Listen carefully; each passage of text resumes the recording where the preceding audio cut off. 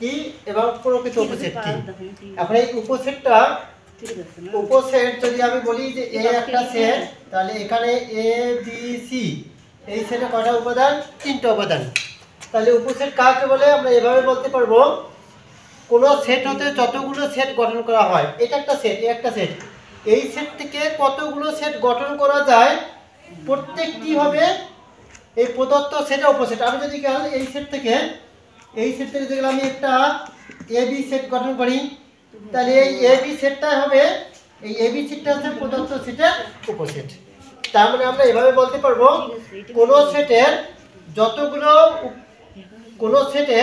যতগুলো সেট গঠন করা হয়, এদের প্রত্যেকটি সেট প্রদত্ত সেটের উপসেট।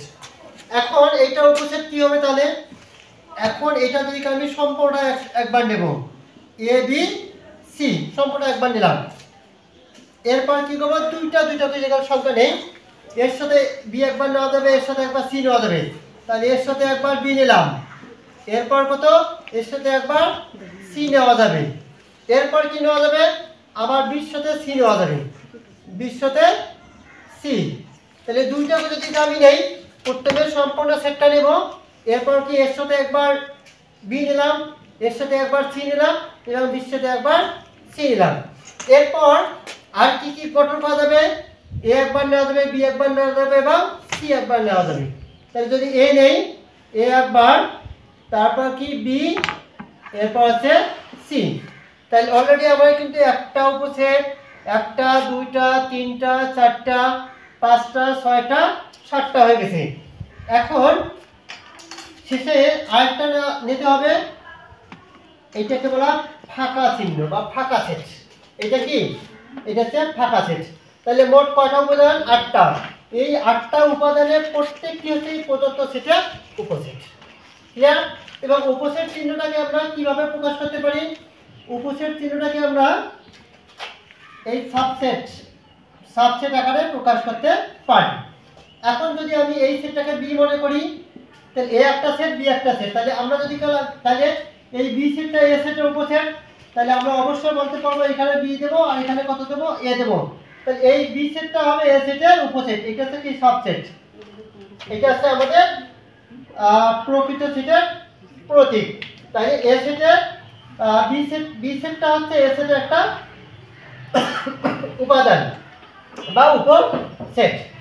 এটা হচ্ছে আমাদের উপসেট বা সাবসেট। এবার আসো প্রকৃত উপসেটটা কি? প্রকৃত উপসেটটা হচ্ছে যে সেট আছে, এটা একটা সেট, এই সেট থেকে যে উপসেটগুলো তৈরি হবে। দেখো তো, এই সেট থেকে কিন্তু আমাদের এই 8টা উপসেট তৈরি হয়েছে। তো আমাদের প্রকৃত উপসেটটা এরকম যে একটা সেট থেকে যদি আমাদের উপসেটগুলো গঠিত হয়, এই উপসেটগুলো, তবে এই উপসেটগুলোর মধ্যে প্রদত্ত সেট অপেক্ষা কম যে উপসেটগুলো হবে, সেটা হবে আমাদের প্রকৃত উপসেট।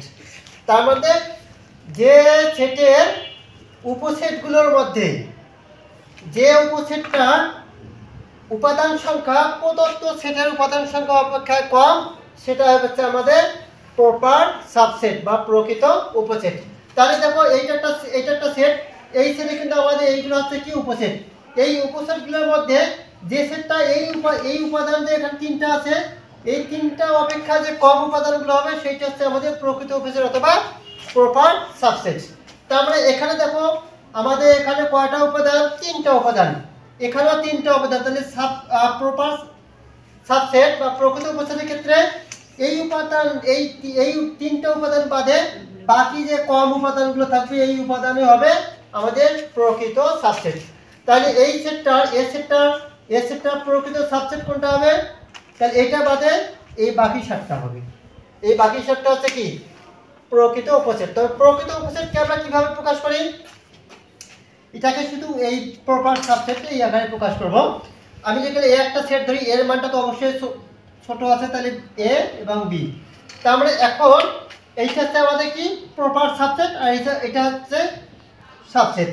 এখন এইটা দেখো, আসলে এই দুইটা সেটের উপাদান সমানও হতে পারে, আবার এই সেটটা কি বেশি হতে পারে। তবে প্রপার সাবসেটের ক্ষেত্রে অবশ্যই এই সেটটা বেশি হবে, এই সেটটা কি হবে? কম হবে। এই উপাদান সংখ্যা অবশ্যই এই উপাদানের সংখ্যা চেয়ে কম হতে হবে। আর এটার ক্ষেত্রে কমও হতে পারে, আবার এটার বা সমানও হতে পারে। এখন এই উপসেটের আমাদের একটা সংখ্যা দেওয়া আছে, তো এই উপসেটের আমাদের একটা সূত্রটা কি, এখন যদি উপসেটের উপাদান সংখ্যা n মনে করি, যে উপসেটের উপাদান সংখ্যা n, তখন আমাদের সূত্রটা হবে 2 পাওয়ার n। এখন 2 পাওয়ার nটা তার মানে এখানে কয়টা উপাদান, 3টা উপাদান। তো এই 3টা উপাদান এখানে n বলতে বোঝাচ্ছে উপাদান সংখ্যা, তাহলে এই 3টা উপাদান থেকে আমাদের কয়টা উপাদান তৈরি হলো, 1টা 2টা 3টা 4টা 5টা 6টা 7টা 8টা উপাদান আমাদের তৈরি হলো। সেক্ষেত্রে এখানে যদি আমি 3 দেই, n এর জায়গায় উপাদান সংখ্যা যেহেতু 3, এটা 3 দিলে আসতেছে কত, 8, 2 এর উপর পাওয়ার কিউব হলে কত হবে 8। তাহলে দেখো এখানে উপাদান সংখ্যা কত, 8। এইটা হচ্ছে আমাদের উপসেটের উপাদান সংখ্যার কি, এটা একটা সূত্র। এরপর প্রকৃত উপসেট বা প্রপার সাবসেটের সূত্রটা কেমন হবে, যদি কালে এর উপাদান সংখ্যা n হয়, সেক্ষেত্রে আমাদের সূত্রটা হবে 2 পাওয়ার n মাইনাস 1। তার মানে কি হবে, 1 দিয়ে হলে আমরা কি প্রকৃত উপসেট সংখ্যাটা পাবো। আর উপসেটের সংখ্যাটা 2 পাওয়ার n এর জায়গায় দেখলে আমরা n এর মানগুলো বা উপাদান সংখ্যাগুলো বসে দেই, তাহলে আমরা এটা কি পাবো, উপসেট। তো এই উপসেট এবং প্রকৃত উপসেটের মধ্যে এতটুকুই পার্থক্য।